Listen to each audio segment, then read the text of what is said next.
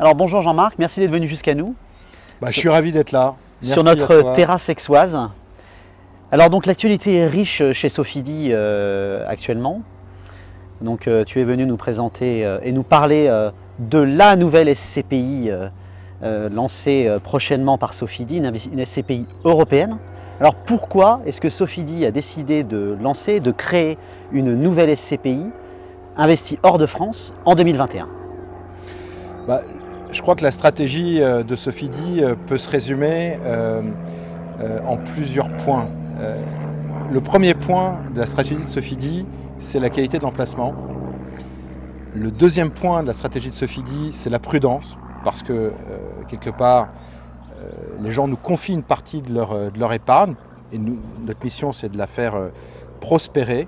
Et le troisième point, c'est la diversification. Donc il faut être prudent, investir dans des bons emplacements et diversifier.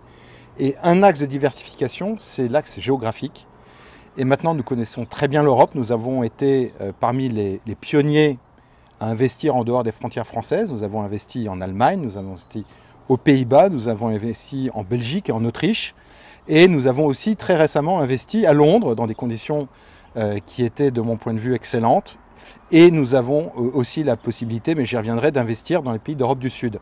Et donc, fort de cette stratégie, de ces axes stratégiques et de cette expérience accumulée, il nous a semblé opportun de créer aujourd'hui Sofidy Europe Invest, qui va être investi en Europe et très minoritairement, sinon pas du tout en France. Et alors, tu l'as dit tout à l'heure, Sofidy et son actionnaire principal Tikehau possèdent un ancrage fort local et un ancrage vraiment de proximité. Où sont situés les bureaux de Sofidy et les bureaux de Tikehau en Europe? Alors, Sofidy dispose d'un salarié, Jean-François, qui est basé à Munich, donc qui est à l'origine de tous les deals allemands qu'on a fait. Sofidy a aussi des bureaux régionaux en France. Donc là, évidemment, la France et l'Europe, mais on a des bureaux à Nantes, à Aix, à Bordeaux et à Lyon. Et Tikehau, donc, qui est le nouvel actionnaire de Sofidy. Tikehau, donc c'est Antoine Flammarion, et Sofidy, c'est Christian Flammarion, donc on se connaît depuis très longtemps. Tikehau est un groupe mondial avec des implantations aux Amériques, en Asie, mais surtout en Europe. Et les trois plus gros bureaux de Tikehau en Europe, c'est Londres, c'est Milan et c'est Madrid. Et nous nous connaissons maintenant depuis 2 ans, mais en fait depuis beaucoup plus longtemps que ça, puisque Tikehau et Sofidy ont toujours été très proches. Et nous interagissons très régulièrement avec ces équipes et nous analysons avec eux pas mal de deals qui, pour certains, si nous estimons qu'ils sont bons, vont être achetés par Sofidy Europe Invest. D'accord, donc on l'a bien compris, et les épargnants en seront sensibles. Cette SCPI européenne, un de ses atouts, c'est l'ancrage local, l'ancrage de proximité des équipes de Tikehau et surtout de Sofidy pour pouvoir faire des acquisitions in situ. Voilà, je pense que c'est très important d'être ancré localement. Acheter un bien immobilier, c'est pas ultra simple. Il y a des sujets de fiscalité, il y a des sujets de structuration, et puis surtout, il faut savoir connaître la qualité de l'emplacement et être convaincu que cet emplacement est pérenne et va générer des loyers durablement et si possible de façon progressive, puisque les emplacements, plus ils sont bons, plus il y a une sorte de cercle vertueux. Quand on achète un bon emplacement, généralement on a tout bon, et c'est exactement le contraire lorsqu'on investit dans un mauvais emplacement, malgré tous les efforts qu'on peut réaliser. Et donc être local, avoir des équipes locales qui connaissent parfaitement bien le marché et parfaitement bien les mécaniques d'investissement, les difficultés, c'est à mon avis clé. Je pense que personne ne peut du jour au lendemain être investisseur en Allemagne, en Angleterre, en Italie, en Espagne, aux Pays-Bas, sans avoir un minimum de connaissances physiques, techniques, juridiques, fiscales. Alors maintenant, rentrons dans l'ADN de la SCPI. Dans quel pays la SCPI Sofidy Europe Invest, puisque c'est son nom, elle sera lancée très prochainement, va-t-elle investir? Alors, je citais un de nos axes stratégiques, c'était la prudence. La prudence, quand on est en Europe, se matérialise surtout par le choix des pays. il est clair que, en termes de sécurité, il est toujours mieux d'investir dans les bons élèves de l'Europe. Les bons élèves de l'Europe, c'est essentiellement l'Allemagne, les Pays-Bas et les Nordiques. Et donc, une grosse partie des investissements de Sofidy Europe Invest seront faits dans ces bons élèves de l'Europe. Ensuite, il y a les pays d'Europe du Sud, peut-être qu'on peut d'ailleurs considérer que la France en fait partie, mais il y a l'Italie et l'Espagne. Donc c'est un peu plus compliqué dans la mesure où évidemment ce sont des pays qui disposent d'une dette qui est sensiblement plus importante que les Pays-Bas ou l'Allemagne, qui ont quasiment aucune dette, mais où il y a certainement en étant très sélectif et en se limitant, je vais vous dire c'est très simple, en Italie c'est Milan et en Espagne c'est Madrid et Barcelone. Je pense que si on est discipliné et qu'on se limite à ces villes qui sont des métropoles européennes, non seulement le risque est beaucoup plus faible, mais en plus les espoirs de rendement sont évidemment plus importants que lorsqu'on achète en Allemagne, à Berlin, à Hambourg, à Düsseldorf ou aux Pays-Bas, à Amsterdam. Donc on part plutôt, si je résume, plutôt sur une première phase d'investissement sur des pays, on va dire un peu plus sûrs, les pays d'Europe du Nord, type l'Allemagne, la Belgique, les Pays-Bas, ou des pays encore plus au nord, et peut-être dans un second temps, une seconde phase, sur des pays plus méditerranéens, et en particulier dans des grandes villes, comme tu l'as dit, Milan, Madrid, vraiment très bien ciblées. Alors là, on a parlé des pays. Maintenant, si on veut donner les clés à nos épargnants, quelle typologie de biens la SCPI va-t-elle acquérir? Alors, ça c'est toujours un peu la question piège, mais moi la réponse dont je suis convaincu, c'est qu'il y a un seul critère qu'il faut absolument respecter, au-delà de la typologie du bien, c'est la qualité de l'emplacement. Hein. Ce n'est pas un scoop, il y a 3 règles en immobilier, l'emplacement, l'emplacement, l'emplacement. Et en fait, il faut acheter des emplacements. Il ne faut pas acheter des locataires, il faut acheter des emplacements. Si l'emplacement est bon, ensuite que ce soit du bureau, du commerce, éventuellement de l'hôtellerie, parce que tout ça va revenir bien entendu, y compris pour le commerce. Ça se trouve, le commerce, ça va être une explosion et le commerce va redevenir, dans les semaines ou mois qui viennent, la classe star de l'immobilier. Toute cette épargne qui a envie de se dépenser, on a envie d'aller au restaurant, de boire une bière, de s'acheter une jupe, un costume, une cravate, de se déplacer. Donc, quel que soit le type de bien, si l'emplacement est bon, il y a ce cercle vertueux, il y aura toujours des bons locataires qui paieront des loyers importants et en plus c'est des loyers qui ont vocation à s'apprécier puisque ce qui est une règle qui s'applique partout dans le monde et singulièrement en Europe, c'est les phénomènes de métropolisation. Il y aura toujours de plus en plus d'urbains et de moins en moins de ruraux en Europe parce que c'est des centres politiques, c'est des centres économiques, c'est des centres culturels et historiques. Donc les villes ont vocation à grossir, il va y avoir de plus en plus d'urbains et donc les loyers, évidemment en immobilier on est à long terme, vont progresser. Donc on n'est pas sur une SCPI sur thématique, sur un secteur d'activité bien particulier. Multithématique. Donc on est sur une SCPI, Sofidy Europe Invest sera une SCPI diversifiée.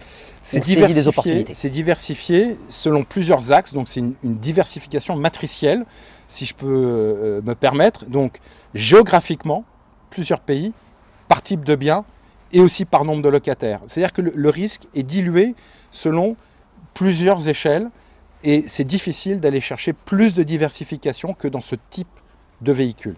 D'accord. Alors, prenons un premier exemple. Est-ce qu'il y a déjà un bien, là la SCPI va être lancée dans les jours qui viennent. Est-ce qu'il y a déjà un premier actif ciblé? Est-ce qu'il y a déjà, donnez-nous un exemple, les épargnants sont certainement intéressés de savoir si Sofidy a déjà ciblé un premier actif. Il y a déjà une dizaine d'actifs ciblés. Tous ne sont pas au même niveau d'avancement. Il y a un actif en Allemagne, il y a un actif en Irlande, il y a un actif en Espagne, il y a un actif à Londres. Celui qui est le plus avancé, c'est l'actif en Allemagne. Il s'agit donc d'un établissement B&B, donc c'est l'hôtellerie éconochique qui a l'avantage d'être aussi bien pour le tourisme que pour l'affaire. Et c'est l'affaire qui a permis à l'hôtellerie de traverser ces périodes difficiles de pandémie sanitaire. Il est situé à Aix-la-Chapelle. Aix-la-Chapelle, c'est une ville d'Allemagne qui est ultra connue parce que c'est le centre de l'Europe, c'est la ville de Charlemagne, et avec donc une agglomération très importante et une dimension touristique qui va à nouveau se redéployer au fur et à mesure qu'on sortira progressivement de la crise sanitaire. Donc c'est un actif qui est neuf, avec un bail qui est près de 20 ans, donc on a une sécurité qui est en centre-ville. De 20 ans, en centre-ville, à proximité du Rathaus, de la gare, etc., donc en cœur de ville. Donc il y a un hôtel et il y a un commerce. Le commerce, l'enseigne du commerce, c'est DM. C'est une sorte de bazar. C'est un groupe très puissant en Allemagne, du genre Monoprix, qui occupe donc le rez-de-chaussée. Donc c'est un actif qui rapporte à peu près 4,5%. Donc c'est une rentabilité qui est, ma foi, fort bonne pour un actif allemand, donc très sécuritaire, avec une forte visibilité, une forte pérennité, qui évidemment n'est pas la cible de Sofidy Europe Invest, puisque l'objectif c'est d'avoir un rendement un peu supérieur, mais on va évidemment aussi faire un peu d'effet de levier du crédit, avec des taux qu'on est en train de négocier en Allemagne qui sont évidemment très faibles, ce qui veut dire qu'avec l'effet du crédit, c'est comme si on achetait un actif à peu près à 6%. Donc ça sera, je pense, largement suffisant pour nourrir et générer un rendement dont l'objectif est à peu près de 5% pour cette SCPI européenne qu'on va gérer nous-mêmes. Ça tombe bien parce qu'aujourd'hui c'est le jour du déconfinement, hein, puisque maintenant on peut voyager et passer cette barrière des 10 km. Donc j'ai envie de dire, allez réserver cet hôtel, prenez les réservations dans cet hôtel à Aix-la-Chapelle. Ça sera bientôt certainement, ça fera bientôt partie du patrimoine de la SCPI Europe Invest, donc c'est une bonne nouvelle. Alors là vous avez parlé du rendement. Alors on a donné quelques éléments au départ, c'est où. Donc on en a parlé, la SCPI sera investie hors de France. C'est quoi? Donc ça sera une SCPI diversifiée. Maintenant, les épargnants veulent certainement savoir combien. Alors quel est l'objectif de rendement sur cette SCPI en année pleine? Parce que là on est au mois de mai, donc on va avoir une année qui ne sera pas pleine en 2021. Mais en 2022, Sofidy part sur quel type de quel rendement à peu près? Quel objectif de rendement? L'objectif de rendement, évidemment, il n'est pas garanti et les performances passées ne préjugent pas des performances futures. En l'occurrence, il n'y a pas de performance passée puisqu'on est en train de lancer cette SCPI. L'objectif de rendement, c'est 5%. 5%. 5%, c'est 5% donc net de frais de gestion. Est-ce que c'est net de fiscalité étrangère puisque les actifs seront à l'étranger? C'est brut de fiscalité étrangère? C'est net de frais de gestion et c'est quasiment net de fiscalité étrangère parce que une des vertus des SCPI qui investissent, et ça sera le cas de Sofidy Europe Invest en dehors de France, c'est que la fiscalité est payée par la SCPI dans le pays dans lequel la SCPI investit. Et donc il y a tout un mécanisme évidemment pour ne pas payer deux fois l'impôt qui fait que l'épargnant qui souscrit à cette SCPI ne paye pas d'impôt ou quasiment pas. Il y a différents mécanismes qui neutralisent cet impôt sur donc, les revenus qui touchent de Sofidy Europe Invest. Alors ça c'est un point très, très intéressant et particulièrement regardé par les épargnants, c'est justement cet aspect fiscalité et c'est une des raisons pour lesquelles les SCPI investis hors de France ont un certain succès depuis 1 an ou 2, parce que la fiscalité est moins pénalisante sur les revenus bien évidemment, les revenus, les dividendes, les loyers des SCPI, comparativement à une SCPI française où c'est un petit peu plus pénalisant quand même, donc c'est un point positif pour la SCPI Europe Invest. Et de surcroît, donc, comme je l'ai dit, il y a des accords bilatéraux entre tous les pays d'Europe de telle sorte qu'un revenu ne soit jamais taxé 2 fois, donc il est taxé dans le pays d'origine, et en plus, c'est pas compliqué, tous les autres pays hors la France ont une fiscalité moindre que celle française sur les revenus immobiliers. Donc non seulement la SCPI paye pour vous la fiscalité dans le pays d'origine, mais à un taux qui est évidemment inférieur à celui pratiqué en France. Pour vous donner un exemple, en Allemagne, c'est 16%. D'accord. Alors, on a bien compris maintenant, on en sait un peu plus sur les particularités, les caractéristiques de la SCPI Sofidy Europe Invest. Est-ce qu'il y a d'autres éléments que les épargnants souhaiteraient connaître? Je prends des éléments assez basiques, mais qu'on regarde beaucoup. C'est par exemple le minimum de souscription.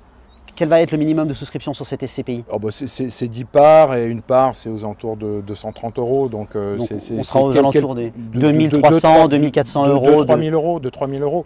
C'est un des buts de la pierre papier, c'est de rendre quelque part l'immobilier abordable. C'est on achète de l'immobilier qui plus est de qualité et géré par un professionnel, en tout cas c'est ce que j'espère, à des niveaux qui sont de quelques milliers d'euros. Et on peut le faire de façon progressive, on peut le faire de façon programmée et on peut le faire aussi sans doute au travers de contrats d'assurance vie, je parle globalement pour les SCPI bien entendu. Concernant le délai de jouissance, alors ça c'est un point aussi qui est regardé par les épargnants, là, le délai de jouissance qui correspond à la période entre le moment où on achète les parts et le moment où on touche les premiers loyers. On sera sur quel niveau? Alors, comme on n'a pas attendu la création de Sofidy Europe Invest pour commencer à investir, les délais de jouissance, comparativement à ce qui se pratique aujourd'hui sur le marché, sont plutôt relativement courts. Ils sont entre 3 et 4 mois en fonction du moment où vous envoyez votre souscription, vous faites votre virement, vous envoyez votre chèque. Donc, si vous souscrivez en début de mois, ça va faire 3 mois plus 28 jours. Si vous souscrivez en fin de mois, ça va faire 3 mois plus 1 jour. Donc c'est entre 3 et 4 mois. Alors effectivement, et 3 mois de délai de jouissance par rapport à ce qui se fait sur le marché pour d'autres SCPI en Europe, c'est bas. Parce qu'on est plus sur des niveaux de 5 mois. Donc c'est plutôt un point positif pour la SCPI Sofidy Europe Invest. Et un point aussi qui est important pour les épargnants, c'est les dividendes. Quelle va être la périodicité de versement? C'est du dividende trimestriel, mensuel? Qu'est-ce que c'est? C'est du dividende trimestriel. Trimestriel, ok. Donc, globalement, la SCPI Sofidy Europe Invest qui va se lancer là, dans les prochains jours, on part sur une SCPI investie hors de France, on est sur une SCPI diversifiée, on est sur une SCPI dont le rendement attendu sera de l'ordre de 5% avec des dividendes trimestriels, un délai de jouissance de 3 mois. 3 à 4 mois. 3 à 4 mois, donc sur le papier, c'est quand même très intéressant.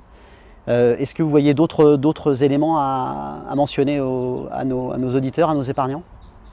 Non, je pense que le point le plus important qu'on a évoqué tout à l'heure, c'est pour les épargnants de se convaincre que ce gestionnaire, c'est-à-dire nous, de cette SCPI européenne, a les moyens de précisément investir parce qu'elle a l'expérience, parce qu'elle a les équipes et parce qu'elle est animée par une volonté stratégique qui est de privilégier ce que j'ai dit et je le répète, la qualité de l'emplacement, la prudence et la diversification. Il ne faut pas mettre tous ses œufs dans le même panier. En matière d'immobilier, on investit sur le long terme. Il ne faut pas dépendre d'un seul pays, il ne faut pas dépendre d'un seul locataire, il ne faut pas dépendre d'un seul type d'actif. Voilà peut-être ce sur quoi j'avais envie de conclure cet entretien. Eh bien, merci Jean-Marc. En tout cas, l'équipe de Patriméa sera ravie d'accompagner Sofidy, comme elle le fait déjà depuis plusieurs années, pour le lancement, et on espère un vif succès pour le lancement de cette SCPI Sofidy Europe Invest. Merci à toi, merci à vous.